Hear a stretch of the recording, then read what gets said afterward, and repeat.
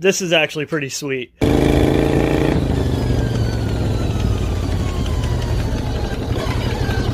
Alright, so what are we doing this time? Well, there's two main things we're going to do to increase the stability at high speed. So, first off, the axle. We have an original Mower axle here, cast iron axle, which, if you don't know, normally the axle on these mowers, this is a Craftsman LT 2000 style chassis. Normally the axle would be up under there where you could see where that notch is. And it would obviously pivot like a tractor would. That would be your pivot bushing would go right in there.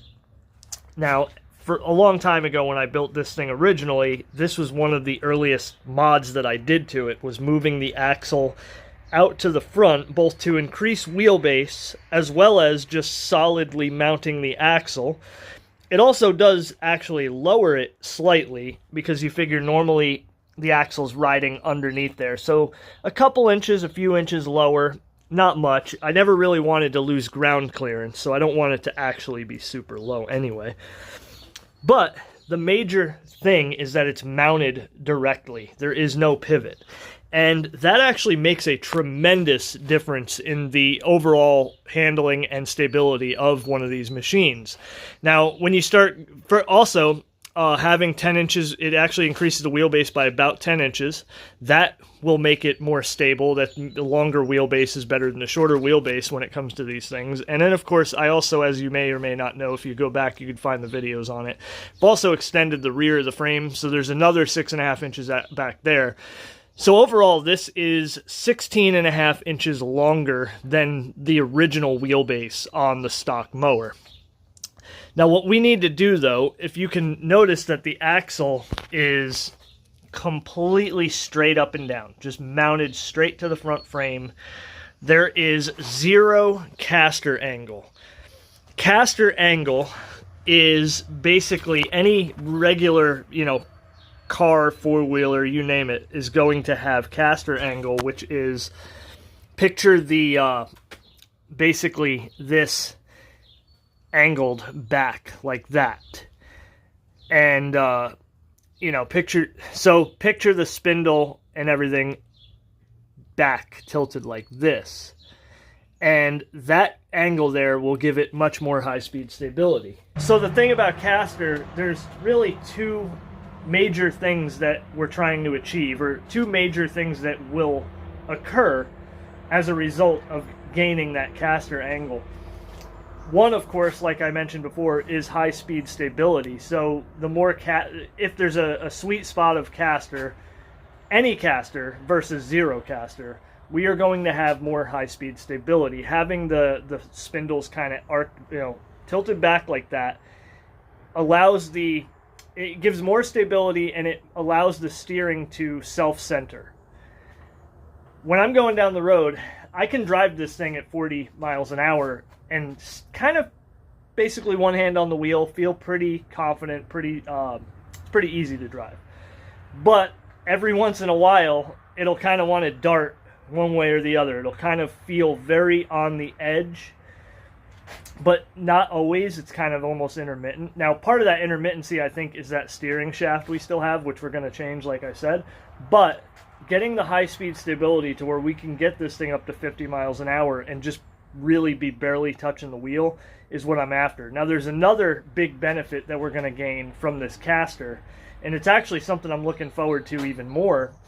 When I go out in the lawn, and it was very... I don't know if I'd say it was easy, but you get it sideways, and there was definitely that kind of scrambling to bring it back in at the end. Like, it took so much energy, and also there's no bolstering, so trying to just hold myself from flying off the thing and recover the steering, counter steer it, was very not challenging, but very energy absorbing. It took a lot of energy. So I'm hoping, or I'm pretty certain that when we do this caster, it's going to self-center. That's the thing. Like a drift car, for example, has a lot of caster, because in a drift, you want to basically the steering is always wanting to self-center. So when you're coming out of a drift, you're almost just letting go of the wheel. You're not actually like scrambling the wheel back to straight. The wheel will just want to kind of make its way back to straight. The steering will want to make its way back to straight. So those are the two big benefits of caster: stability at high speed and self-centering of the steering. The other thing we are going to do is we got to lengthen this steering shaft, which is from another machine that I had. And this is basically just for a shorter wheelbase. The wheel axle on the one that this was on wasn't quite in the stock location, but it wasn't as far as our axle is. So we need to cut this. I'm going to sleeve it probably and re-weld it. Now, this is the original shaft. We've been running that the whole time. There's literally a welded joint at the end. The original like ball joint is just welded so that there's no ball joint. I think it might even be... Yep, it's the same on this side. The ball joint's just welded in there, and the reason for that is because those ball joints notoriously on stock lawnmowers tend to just come loose and fall out. So that keeps it a little safer, but it's not the greatest, and there is a little bit of play in that system. Now obviously this one has been lengthened as well. That's the original joint back there. That's obviously the original front part of it, and then just a butt welded piece in the middle. I've had that there. This has been like this for many years. Never had an issue with that, but I am going to try to, like I said, sleeve it on this one. So that, obviously, the reason we're going with that is because it has the Heim joints on it. We already have Heim joints on our tie rod, and that did make a tremendous difference. So getting rid of any more play we have in the system will definitely help. Alright, so now that we got the axle off, you can see, you can get a better idea of what we're talking about here. So normally this frame is just, there's just an open seam right here. Now there is also usually a bolt right here actually tying that together. But when you put the axle there, the bolt is in the way. So I just weld the seam along here. Alright, well, we're really going to kind of just wing it here. Of course, I am going to pull out a measuring tape, a ruler, an angle finder. I'm going to try to dial it in just right, but I feel like I'm kind of just shooting in the wind here.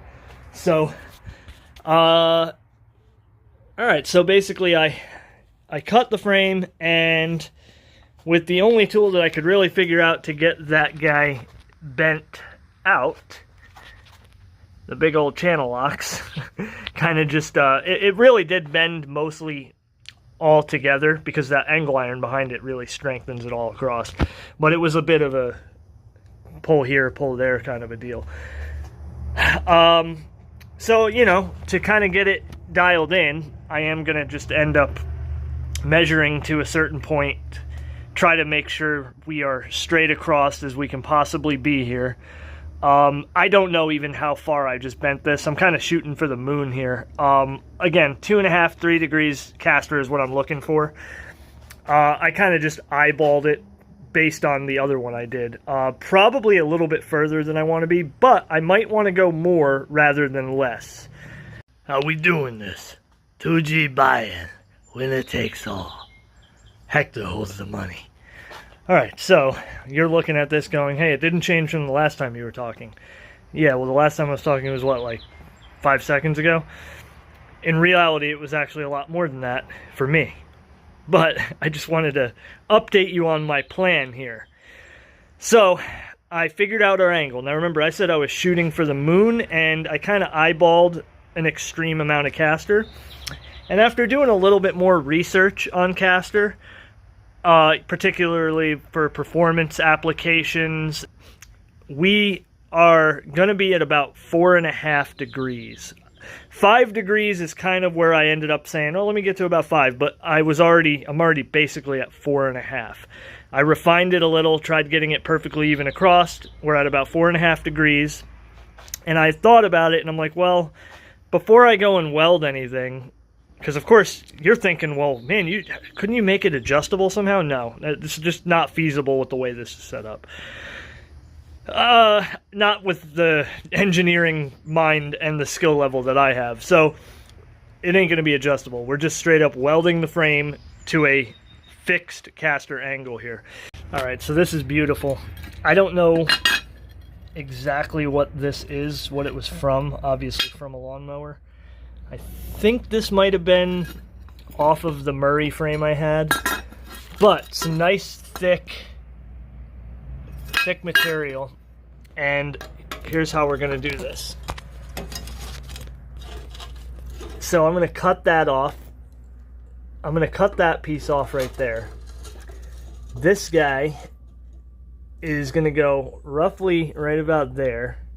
I might kick it forward so that it covers that completely and then just trim or shave off the front.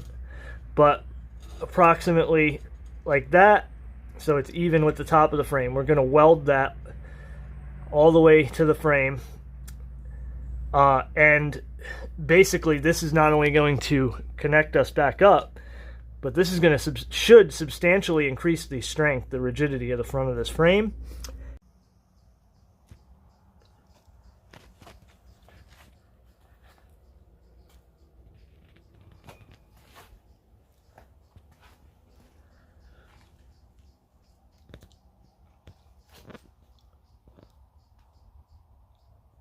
All right, I'm really losing my patience right now. Tell me, please, what's the difference between that weld, which makes sense, and all the rest of that blobby? Sometimes I don't understand. I'm very inconsistent. I can make a really good weld and then it just turns into a mess.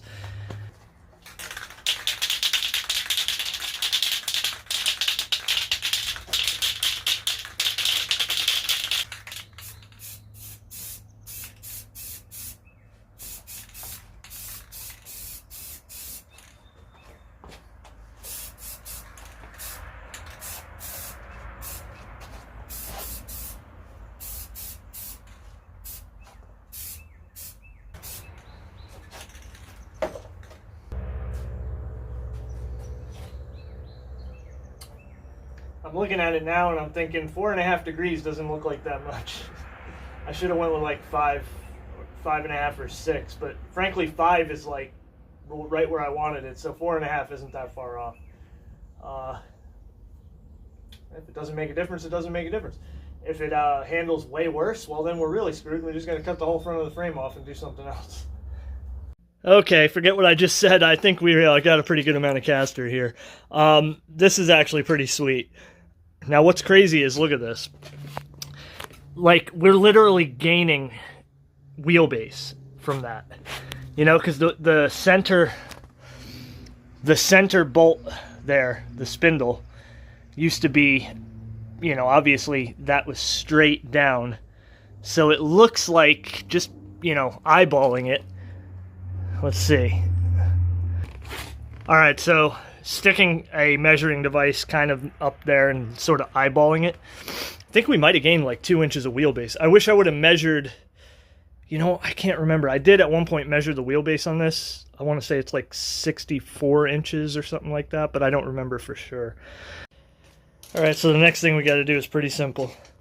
Got this steering shaft from another machine that I had. It's not quite long enough. We just got to chop that in the middle. See if I can find something that I can sleeve it with. Alright, so what was supposed to just be the easy extend the drag link, connect it up, and then we got steering, is obviously going to present a few issues here. So I actually didn't really anticipate the fact that getting all this caster angle is now also angling my my arm there.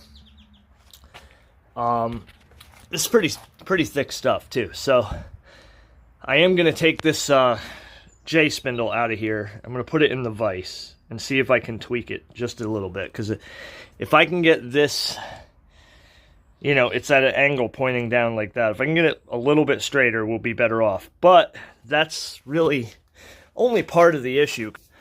And so, you know, going this way is fine, but going that way, we're running into our steering, our tie rod here.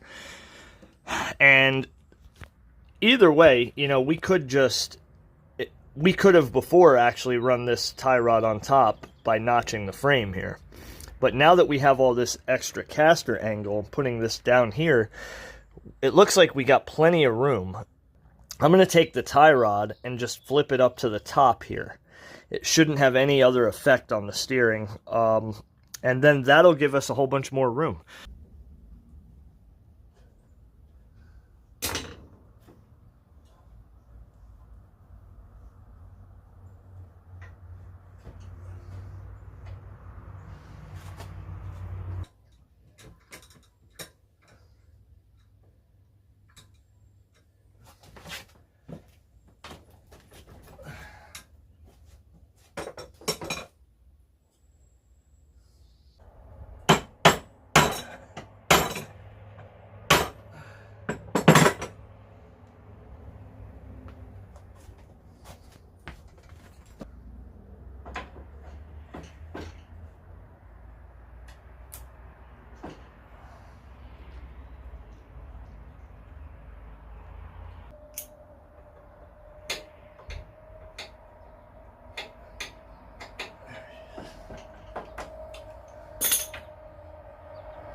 Alright, I went ahead and put the tie rod on top. I had to notch out the frame a little bit on either side in order to clear. We got full steering. Oh, you know what? I actually got to notch it. I got to clear it a little bit more on that side. Although it's hitting on the same spot on this side, I actually don't think the steering, I don't know if it's going to go that far. If it does, I'll just have to clearance that a little bit further. Alright, I know how you guys are. You like to see what I'm doing. I like to just show you what I'm doing after I'm done doing it. So, I had these spacers that came with a bump steer kit from a Mustang a long time ago. Those are some beautiful thick steel spacers that fit this perfectly. I hammered them on there. So I got those hammered on with about the halfway mark so that I can slip in the material of the original drag link. What I'm going to do is, I'm running into some geometry issues, or at least clearance issues, with the way that this, once it's full lock to the left, it is going to run into itself here. But I think if I can keep this down a little bit and this up a little bit, we'll be alright. So I'm going to use this little kick up right here. Well, kick down. It'll be kicked down in, basically that orientation, kicking up to here. Don't really know for sure how this is going to work just yet, but I'm going to cut this piece out. I'm going to stick it in there, possibly just tack it into place. I'm going to have to tack it into place to see if it's going to work. And yeah, I'm trying to keep it simple because I can see how this can turn into a real mess here if I don't get this right. Because it, like that original piece there had that kick up. Well, I have a spacer. The way that this was made on the other one is spaced down, which takes up that, compensates for that. But we're still sort of running into another issue. And part of that is the fact that, well, of course, with the caster angle now, that's really why. But on the other machine that this drag link was on, it had a different J spindle on it with a totally different, a little bit longer and lower steering arm on that thing. So I didn't really want to put that J spindle on here for other reasons. So we're going to just try and do it this way and see where we end up.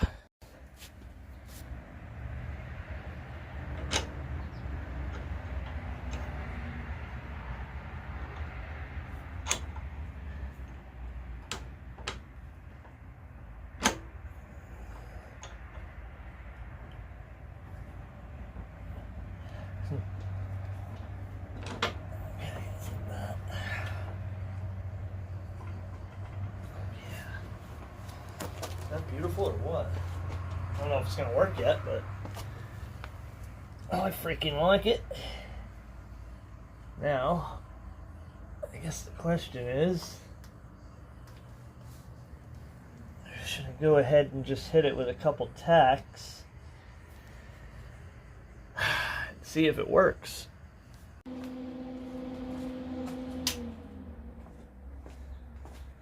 Alright, well, I just hit it with a couple of small tacks. Let's see what we got here. Alright, just like I thought, right there is where it reaches its limit. A little bit more steering left in the box. And go this way. That is not reaching its max either, but that's because my tie rod is banging into the frame. So I got to clearance the frame more.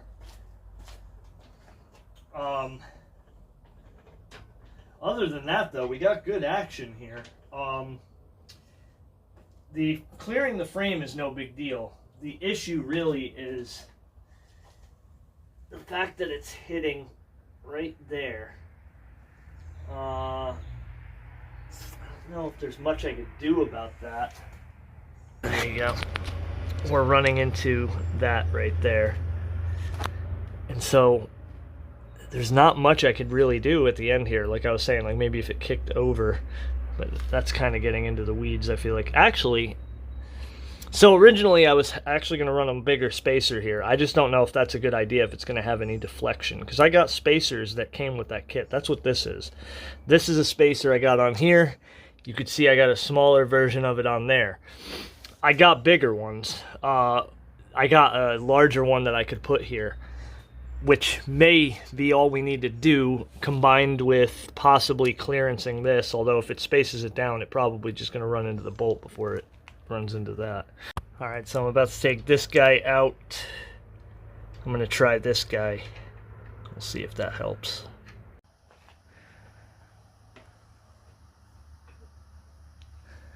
Nah, made it a little further, I think. But yeah, it's still... Oh, wait a minute. Oh no, we actually cleared it. We're clearing it by like a millimeter though. And it's actually the tie rod hitting here. So I'll clearance that and see where we go from there. Yeah, it may end up just being that that's the steering stop, or I might have to actually put some steering stops on it, because really that's pretty far. Obviously, if we're driving it through the woods, we're going to want it to steer as much as it possibly can, but I don't really know how. I didn't really check to see how far through the steering box I could get before we did this, so I'm not sure that it actually ever could completely. I don't think it ever really could completely make it all the way through the steering. So yeah, I'm gonna kind of go with that spacer, because that obviously made a big difference. Now it's not nearly as much of an issue.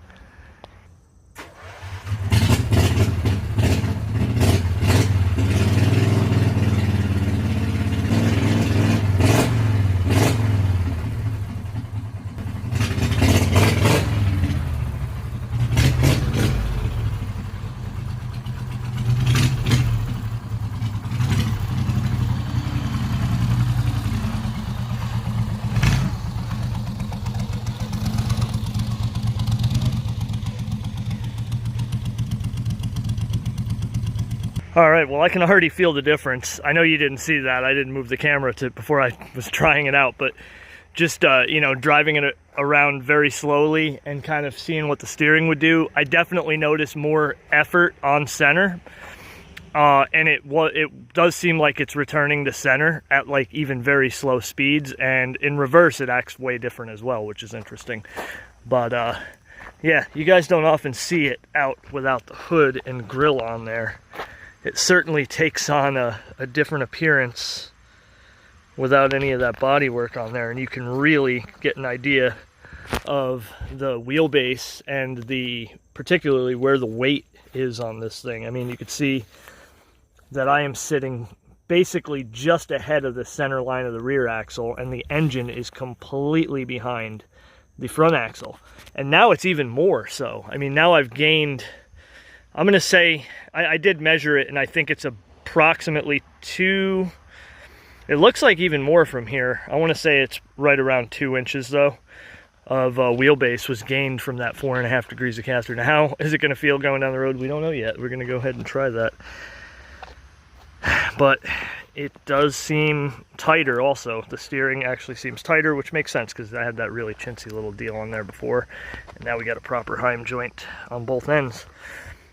So let's, I guess next thing to do would be take it for a drive. So I'm just going to put you on my head and we're going to go for a little drive and see how it handles. All right, one thing to keep in mind before we go for this drive is I have not checked the alignment at all. So if it handles really bad, I'm just going to take it as an alignment issue and we'll have to solve that.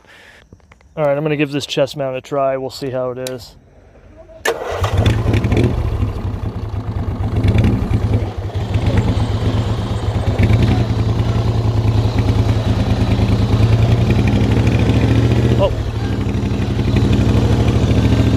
Alright, first bad impression is that it wanted to just pull one direction when I hit a off camber.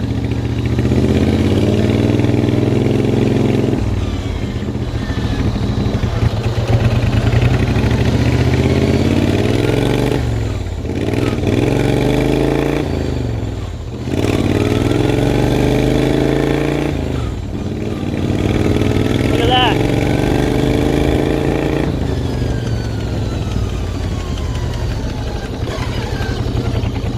All right, that's a tow issue.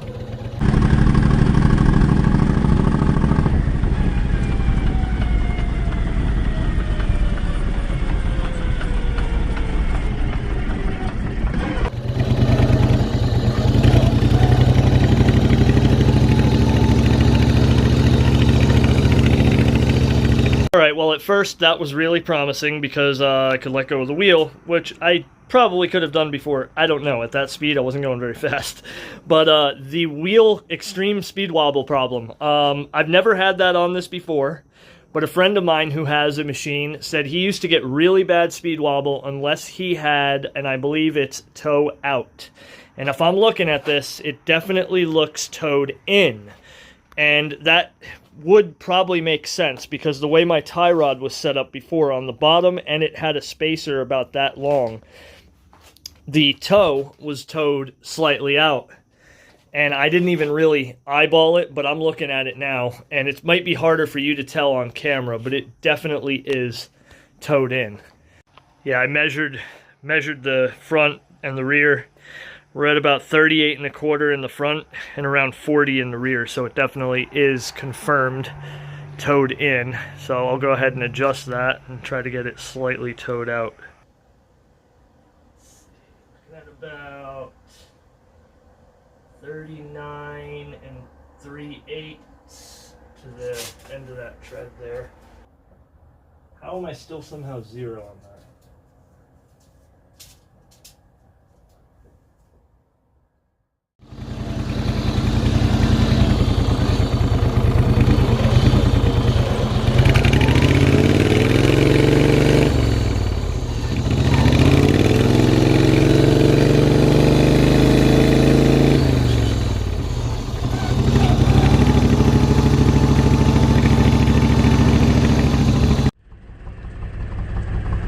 Great Scott!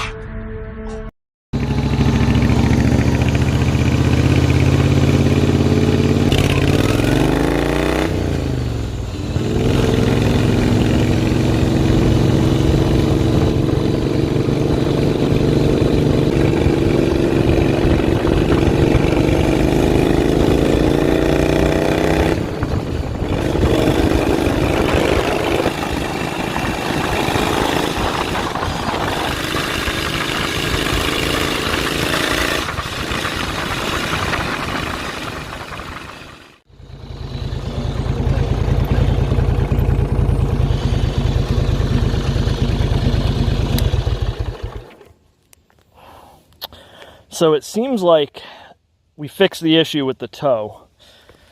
The only issue now is it seems more pronounced than before, but this spindle is bent a little bit.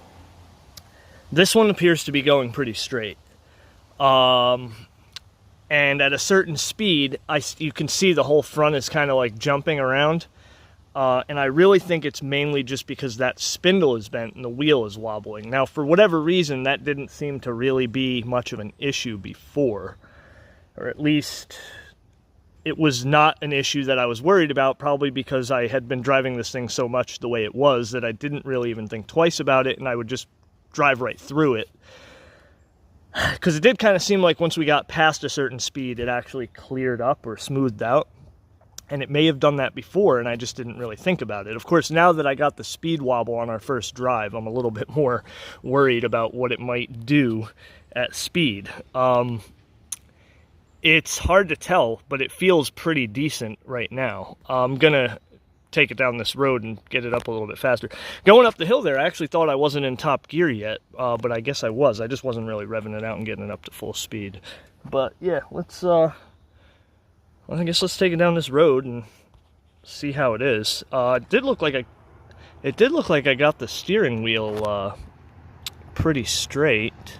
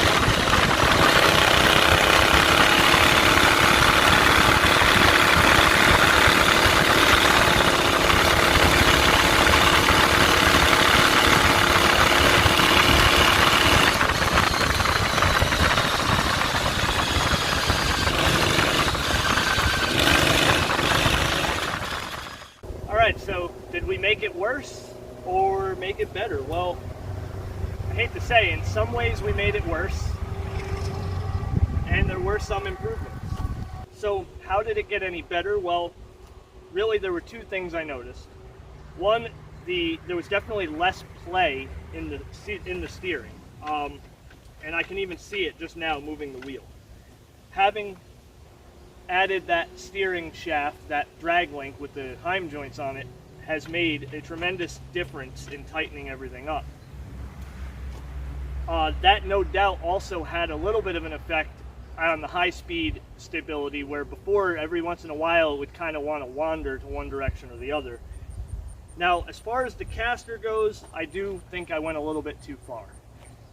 I think I should have stuck with the like maybe 2-3 degree max that I was originally going to do. And really, I don't think that the caster alone is a really big problem. I think the 4.5 degrees we can work with. But this wheel wobbling, this hub being bent, kind of was masked before. I don't know why. Having there be no alignment or no caster angle, there wasn't really any issue with that wheel kind of wobbling. It just kind of disappeared as you drove. And so the next step, I think, is going to be to get actual wheel hubs on the front of this thing. I want to get 5-lug trailer hubs and modify the other. I got another set of J spindles, so I'm still going to go stick with this kind of front axle J spindle tractor setup, but I want to get trailer bearing hubs basically, and then we'll have a nice smooth rolling front wheel and not a wobbly wheel. Because it was definitely more noticeable going left where the load was on that front right wheel and it was like vibrating really bad. Going right, it didn't seem to be as much of an issue. Also, it definitely handles different, and I think part of that is the way that it's jacking the frame when you turn. So again, maybe I definitely think I went a little bit too far with the 4.5 degrees.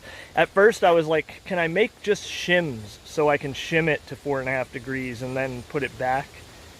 This was kind of just a quick, lazy way of doing it, I guess. And, well, now we got what we got. So either I have to try to refine this to make it work, or completely start over, cut the front up and go back a couple degrees. I don't know.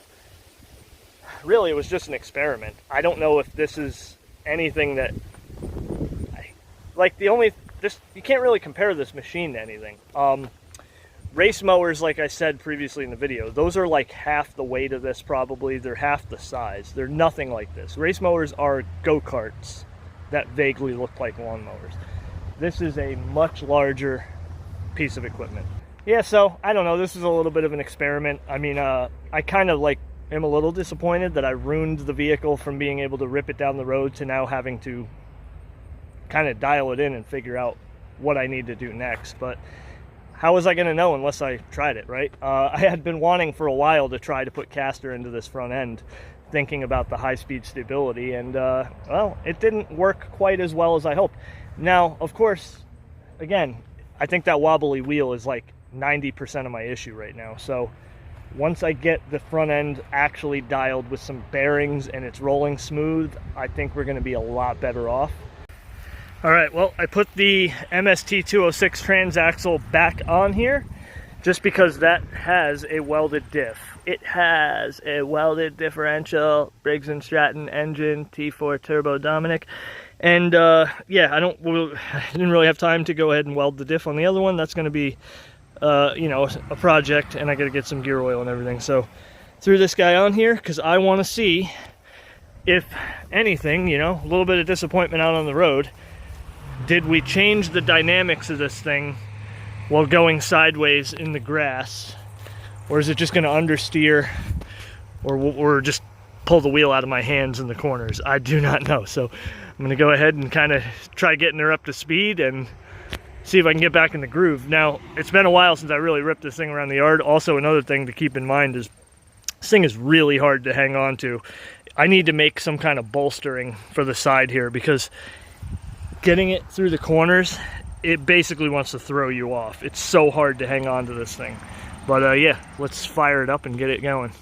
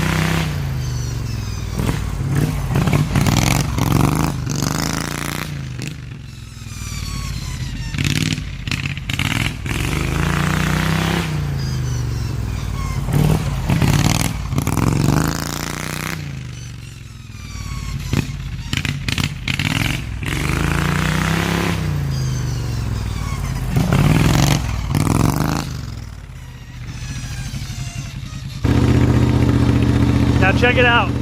Just gonna go around slow. Watch the steering come back to center on the corners.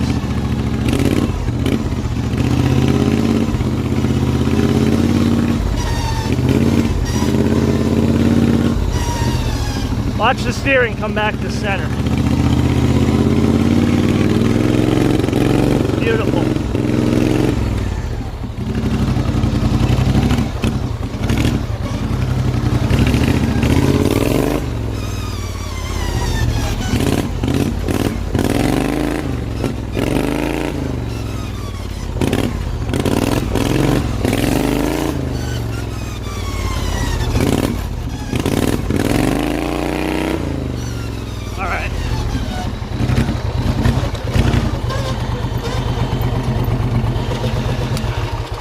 Alright, I'm afraid the head mount is a no-go. That's not gonna work.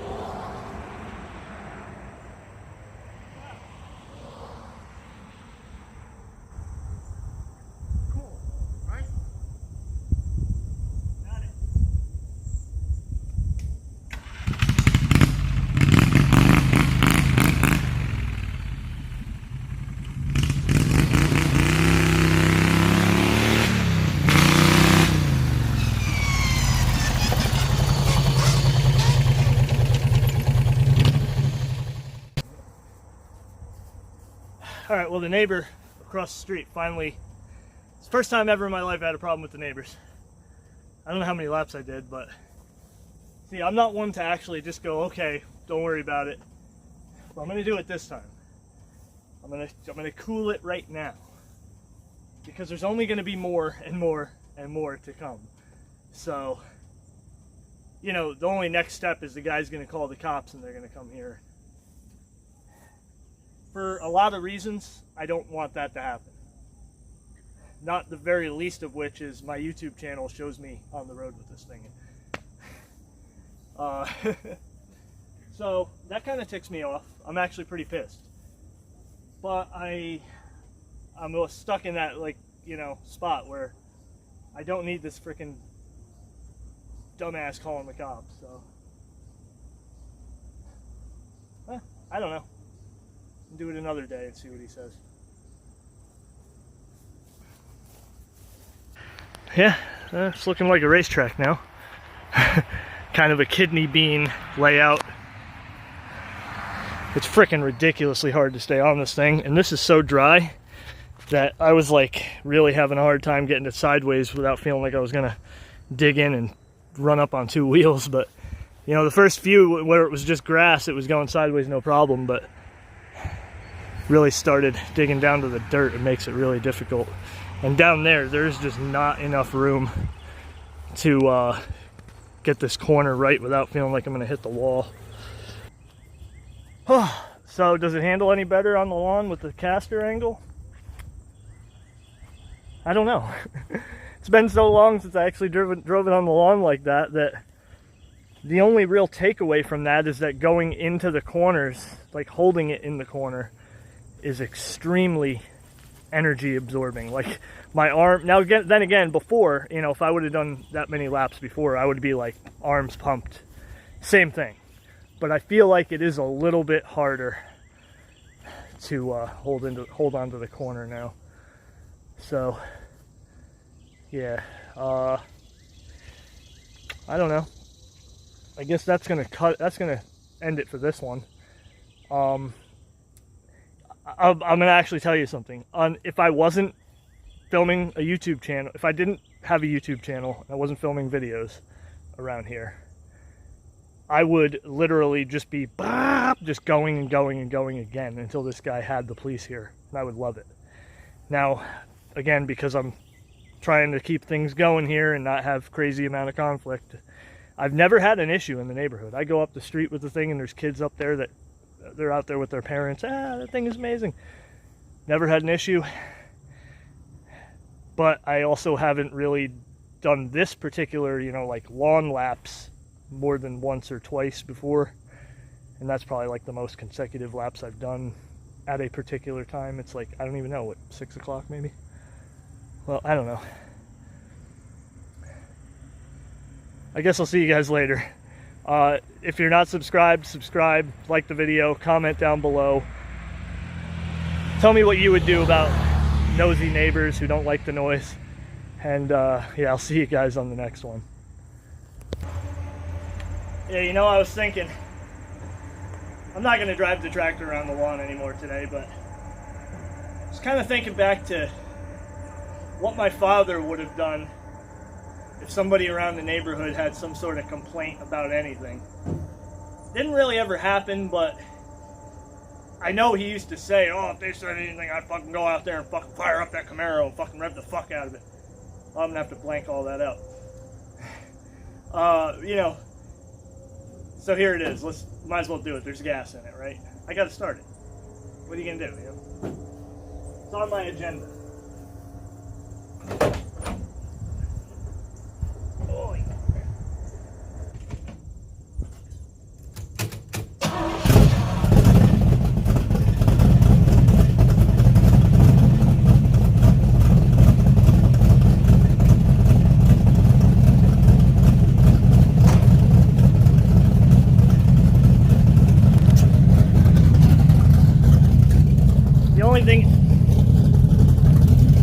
The only thing is, you guys didn't see this yet, but it actually has mufflers on it now. Got like 2.5-inch Dynamax bullets on it just to quiet it down a little bit. But it's still pretty thunderous. Still makes some noise.